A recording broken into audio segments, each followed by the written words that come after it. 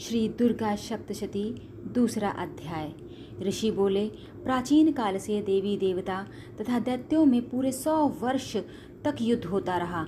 उस समय दैत्यों का स्वामी महिषासुर था एवं देवताओं का इंद्र था। उस संग्राम में देवताओं की सेना महाबली दैत्यों से हार गई। तब सभी देवताओं को जीतकर महिषासुर इंद्र बन बैठा। हार खाकर सभी देवता ब्रह्मा जी को अग्रणी बनाकर वहां गए जहां विष्णु तथा शंकर विराज रहे थे। वहां पर देवताओं ने महिषासुर के सभी उपद्रव एवं अपने पराभव आदि का पूरा वृतांत कह सुनाया। उन्होंने कहा, महिषासुर ने तो सूर्य, अग्नि, पवन, चंद्रमा, यम तथा वरुण इस प्रकार अन्य सभी देवताओं के अधिकार छीन लिए। स्वयं ही सबका अधिष्ठाता बन बैठा। उसने सभी देवताओं को स्वर्ग से निकाल दिया। महिषासुर महादुरात्मा देवता पृथ्वी पर मृत्युओं की भांति विचर रहे हैं। उसके वध का कोई उपाय कीजिए। इस प्रकार मधुसूदन तथा महादेव जी ने देवताओं के वचन सुने। क्रोध से उनकी भौवें तन गईं। तब भगवान विष्णु के मुख से एक महान तेज प्रकट हुआ। इसी प्रकार ब्रह्मा तथा शंकर के मुख से तेज प्रकट हुआ। दूसरे इंद्र आदि देवताओं के शरीर से भी महान तेज प्रकट हो आया।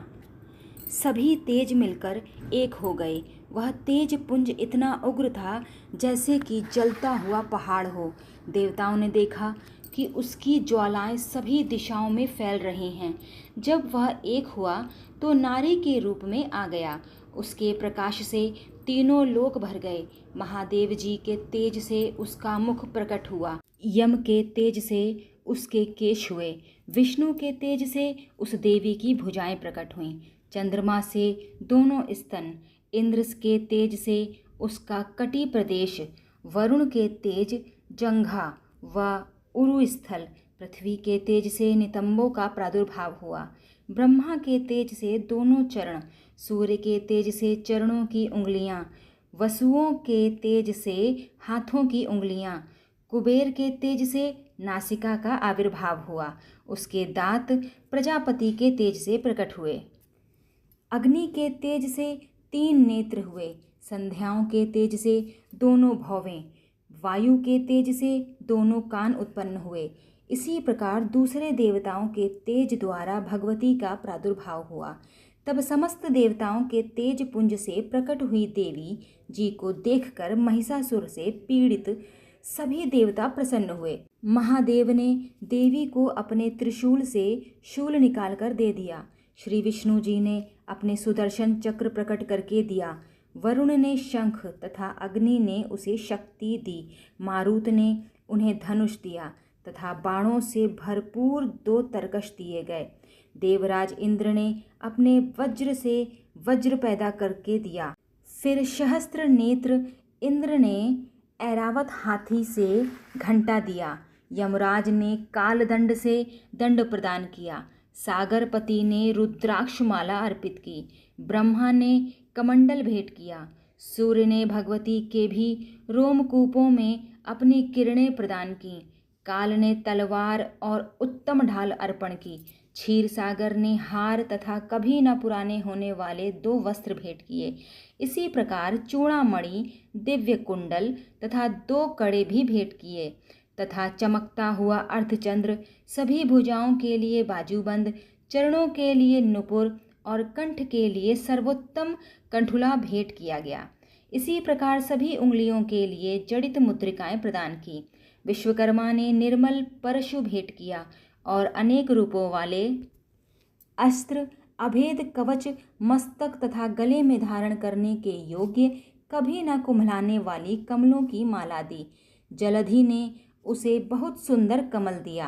हिमालय ने वाहन के सिंह एवं और भी अनेक प्रकार के रत्न भेंट किए। कुबेर ने सुरा से भरपूर पात्र दिया। सभी नागों के स्वामी तथा पृथ्वी धारण करने वाले शेष जी ने महामणियों से सुशोभित नागहार दिया। इसी प्रकार सारे देवताओं ने भी भूषण आयुधों के द्वारा देवी जी का सत्कार किया। अब तो भगवती ने अट्टहास करके ऊंचे स्वर में गर्जना की। उसके भयानक नाद से सारा आकाश भर गया तब देवगण प्रसन्न होकर उस सिंह वाहिनी देवी की जय जयकार करने लगे। मुनियों ने भक्ति भाव से नम्र होकर देवी जी की स्तुति की।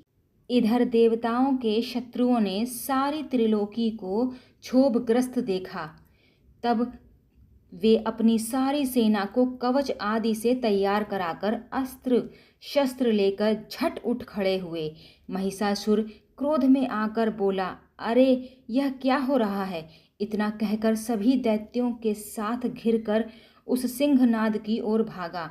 वहां जाकर उसने तीनों लोकों को अपने तेज से प्रकाशित करती हुई देवी को देखा। उस देवी के चरणों के भार से पृथ्वी दबी जा रही थी। माथे के किरीट मुकुट से आकाश पर रेखाएं पड़ती ही जा रही थीं। उसके धनुष की टंकार से सातों पाताल क्षोभग्रस्त थे और हजारों भुजाओं से सभी दिशाओं को ढककर देवी खड़ी हुई थीं। उन देवी जी के साथ उस दैत्यों का युद्ध आरंभ हो गया। नाना प्रकार के अस्त्र शस्त्रों के प्रहारों से दसों दिशाएं भर गईं। महिषासुर का सेनापति उस समय चिछुर नाम का एक महान दैत्य था। देवी जी के साथ उसी का युद्ध होने लगा। इसी प्रकार अन्य दैत्यों को तथा चतुरांगिणी सेना को साथ लेकर चामर भी युद्ध करने लगा। 60,000 रथियों को साथ लाकर उदग्र महादैत्य भी युद्ध में प्रवृत्त हो गया।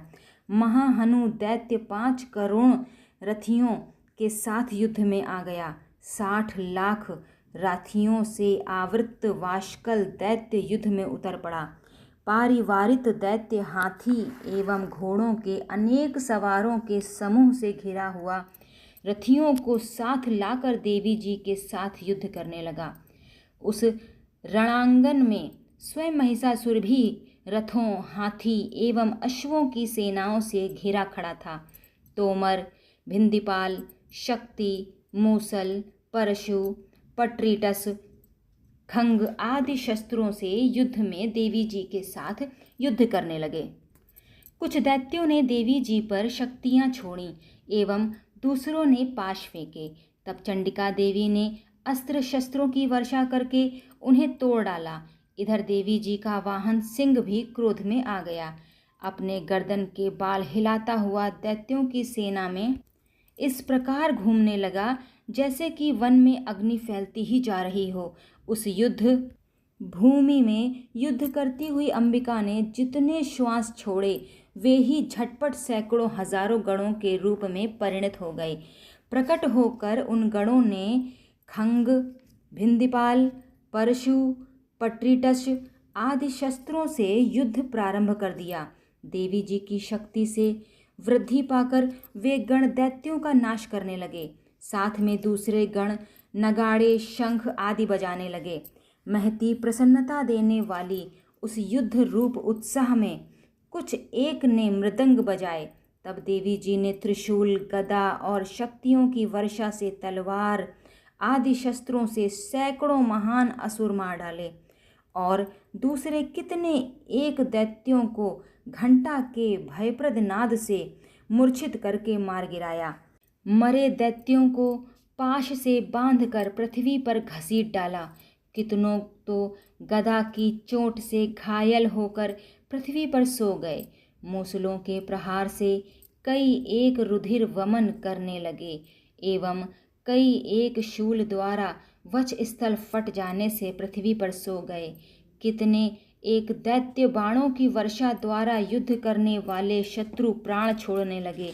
कितने एक दैत्यों की भुजाएं कट गईं, दूसरों की ग्रीवाएं छिन्न भिन्न हो गईं। कई दैत्यों के सिर कट गए, कुछ मध्य से विदीर्ण हो गए। कुछ दैत्यों की जंघाएं कट गईं, वह पृथ्वी पर गिर गए और कुछ एक दैत्यों की तो एक भुजा, एक आँख, एक पाँव वाला करके 2 टुकड़े कर डाला। मार मार कर गिराए हुए रथी, हाथी, घोड़े एवं असुरों की लाशों के द्वारा जहाँ महायुद्ध हो रहा था वहाँ की पृथ्वी इस प्रकार भर गई कि वहाँ का आना जाना कठिन हो गया। वहाँ सेना एवं असुरों के रुधिर बहने से रुधिर की बड़ी बड़ी नदियाँ बहने लगीं। जगदम्बा जी ने एक क्षण में ही दैत्यों की महती सेना का इस प्रकार नाश कर दिया जैसे कि लकड़ियों के बड़े ढेर को अग्नि जला देती है।